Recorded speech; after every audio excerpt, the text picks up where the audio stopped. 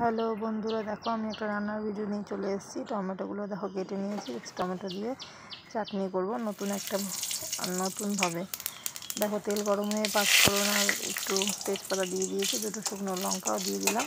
দিয়ে ভালো করে নাড়িয়ে চাড়িয়ে নেবো এবং বেটে রাখা আদাটা দিয়ে দিচ্ছি। ভালো করে দিয়ে কষিয়ে নেবো। কষিয়ে নেওয়ার পরে কেটে রাখা টমেটোগুলো দিয়ে দিলাম। দেওয়ার পরে ভালো করে নাড়িয়ে চাড়িয়ে নেবো। টমেটোটা বেশ কিছুক্ষণ কড়াইয়ে নাড়িয়ে চাড়িয়ে নেওয়ার পরে পরিমাণ মতো একটু হলুদ দিয়ে নেব। হলুদটা দেওয়া হয়ে যাবে। দেওয়ার পরে পরিমাণ মতো একটু লবণ ইউজ করবো। লবণ ইউজ করার পর দুটোকে ভালো করে আবার একসাথে নাড়িয়ে ছাড়িয়ে নেব।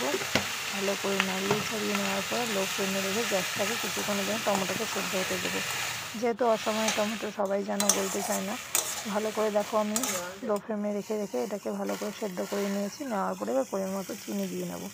চিনিটা দেওয়ার পরে কিছুক্ষণ আবার নাড়িয়ে ছাড়িয়ে নেব। গ্যাসটা লো ফ্লেমে রেখে নাড়ানোর পরে দেখবো যখন পুরো মাখা মাখা ভাব চলে এসছে, তখন পরিমাণ মতো একটু জল ইউজ করব। এবার যে যেরকম ভাবে চাটনি রান্না করবে, জলের পরিমাণটা সে যেরকমভাবে দেবে। আমি যেহেতু একটু অল্প মাখা মাখা রাখবো, তাই জন্য অল্প একটু দেখো জল দিয়েছি।